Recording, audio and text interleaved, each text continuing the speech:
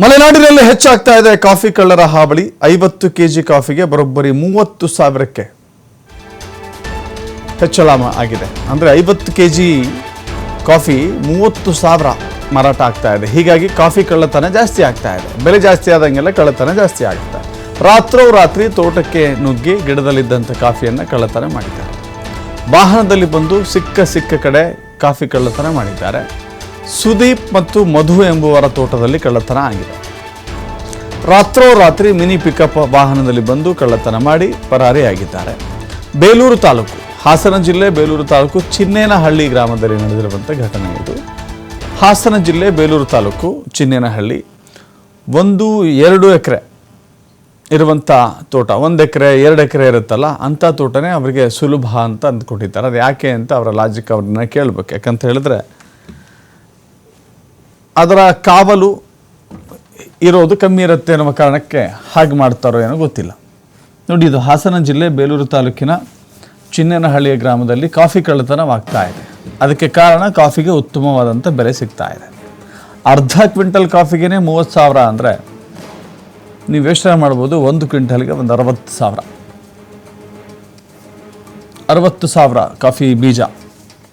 ಈಗ ಕಾಫಿಯ ಹಣ್ಣನ್ನು ಕುಯ್ಯುವ ಸಮಯ. ಗಿಡದಲ್ಲಿದ್ದಂಥ ಕಾಫಿಯನ್ನೇ ಕುಯ್ಕೊಂಡು ಕಳ್ಳತನ ಮಾಡ್ತಾ ಇದ್ದಾರೆ ಅಂತ ಹೇಳಿದರೆ ವಿಚಿತ್ರ ಆಯಿತು.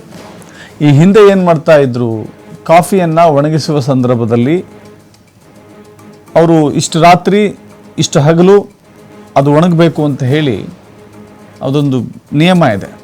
ಅಂದರೆ ಮಾತ್ರ ಕಾಫಿ ತುಂಬ ಚೆನ್ನಾಗಿರುತ್ತೆ ಅಂತ ಹೇಳಿ ಇಷ್ಟು ಬಿಸಿಲಲ್ಲಿ ಇಷ್ಟು ದಿನ ಒಣಗಬೇಕು. 28 ದಿನನೋ 26 ದಿನನೋ ಒಣಗಿಸ್ತಾರೆ.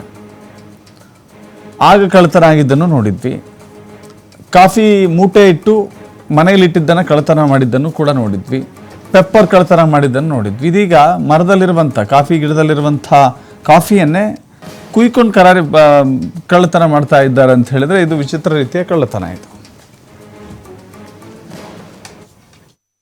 ಇದು ಅವರು ಇವತ್ತು 15 ಜನ ಇದ್ದಾರೆ. ನನ್ನೇ ಕರ್ಕೊಂಡು ಬಂದವರು ನನ್ನೇ ಬ್ಯಾಚ್ನರ್ ಇಲ್ಲ ಜನ ಇವತ್ತು. ಬಟ್ ಬೇರೆ ಅವ್ರ ಕಡೆ ಮೇಸ್ತ್ರಿ ಅವನೇ ಅವ್ರ ಕಡೆ ಜನ ಕಳಿಸಿದ್ದಾರೆ. ನಮಗೆ ಇಲ್ಲಿ ಅಕ್ಕಪಕ್ತಾರೆ ಅಂತ 99 ಅಕ್ಕಪಕ್ತಾರೆ ಅನ್ಕೊಂಡಿದ್ದೀನಿ. ಇವತ್ತು ನಮಗೆ ಗೊತ್ತಿರೋ ನಮ್ಗೆ ಇಲ್ಲೇ ಒಂದೇ ಜಾಗ. ನಮ್ದು ಯಾವತ್ತೂ ಈ ತೋಟದಲ್ಲಿ ಯಾರು ಇಲ್ಲಿ ಇದು ಮಾಡ್ತಾ ಇರಲ್ಲ. ನಮಗೆ ಆಶ್ಚರ್ಯ ಆಗ್ತಿದೆ ಇವತ್ತು ಈ ತರ ಆಗಿದೆ ಅಂತ. ನಾವು ಯಾವಾಗಲೂ ಇಲ್ಲೇ ಇಡ್ತಾ ಇದ್ದು. ನಾವು ಏನೇ ಗೊಬ್ಬರ ಆಗ್ಲಿ ಬೇರೆ ಈಗ ಏನಾರ ಕತ್ತಿ ಆಗ್ಲಿ ಏನಾರ ಚಿಕ್ಕಪ್ಪನ ಮಗ ಮಧು ಅಂತ ಹೇಳ್ಬಿಟ್ಟು ಇವ್ರದ್ದೊಂದು 2 ಎಕರೆಯಲ್ಲಿ ತೋಟ ಇದೆ.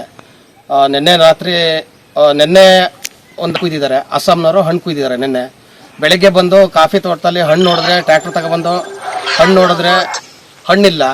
ಇವನು ಗಾಬರಿಯಾಗಿ ನಮಗೆಲ್ಲ ಫೋನ್ ಮಾಡ್ದ, ಬನ್ನಿ ಅಂತೇಳಿ ಕಾಫಿ ತೋಟದಲ್ಲಿ ಹಣ್ಣು ಕಾಣ್ತಿಲ್ಲ ಅಂತ. ಬಂದು ಇಲ್ಲಿ ನೋಡೋ ಹೊತ್ತಿಗೆ ಹಣ್ಣಿರಲಿಲ್ಲ. ಯಾವುದೋ ಒಂದು ಗಾಡಿ ಬಂದ್ಬಿಟ್ಟು ಇಲ್ಲಿ ರಿವರ್ಸ್ ಹೊಡೆದು ಜೀತ ಗಾಡಿ ಬಂದ್ಬಿಟ್ಟು ರಿವರ್ಸ್ ಹೊಡೆದು ಹಣ್ಣು ಹಾಕೊಂಡು ಹೋಗಿರೋದು ಪ್ರತ್ಯಕ್ಷವಾಗಿ ಕಾಣ್ತಾ ಇದೆ. ಆಮೇಲೆ ಸಣ್ಣ ಪುಟ್ಟ ರೈತರುಗಳು ನಾವೆಲ್ಲ ಇರೋದು 1 ಎಕರೆ 2 ಎಕರೆ ಇಟ್ಕೊಂಡು ತೋಟ ಇಟ್ಕೊಂಡು ಜೀವನ ಮಾಡ್ತಿರೋರು. ನಮಗೆ ನಾವು ಇದನ್ನೇ ನಂಬ್ಕೊಂಡಿರೋರು. ನಮಗೆ ಇದನ್ನ ಬಿಟ್ಟರೆ ಬೇರೆ ಸೋರ್ಸ್ ಯಾವುದೂ ಇಲ್ಲ, ಆದಾಯ ಯಾವುದೂ ಇಲ್ಲ. ನಮ್ಮಂಥ ರೈತರುಗಳಿಗೆ ಈ ಥರ ಆದರೆ ಈ ತಾಲೂಕಲ್ಲಿ ಇದು 8ನೇ ಪ್ರಕರಣ ಅಂತೇಳಿ ನಾವು ಕೇಳ್ಪಟ್ಟಿದ್ದೀವಿ. ಇದೇ ಥರ ಆದರೆ ನಾವು ರೈತರುಗಳು ಜೀವನ ಮಾಡೋದು ತುಂಬ ಕಷ್ಟ ಇದೆ.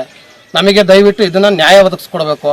ಈ ಅಸ್ಸಾಂನವರು ನೆನ್ನೆ ಕಾಫಿ ಹಣ್ಣು ಕುಯ್ಯಕ್ಕೆ ಬಂದಿದ್ರು, ಅವ್ರು ಕಳ್ತನ ಮಾಡಿದಾರೋ ಅಥವಾ ಇಲ್ಲಿ ಲೋಕಲ್ ಜನ ಇಲ್ಲಿ ಅಕ್ಕ ಪಕ್ಕದಲ್ಲಿ ಹಳ್ಳಿಗಳಿದ್ದಾವೆ ಅವ್ರು ಕಳ್ತನ ಮಾಡಿದಾರೋ ಗೊತ್ತಿಲ್ಲ. ನಮಗೆ ಆದಷ್ಟು ಬೇಗ ಪ್ರಕರಣನ ಕಂಡು ಹಿಡಿದು ಯಾರು ಕದ್ದಿದ್ದಾರೆ ಕಾಫಿ ಹಣ್ಣನ್ನ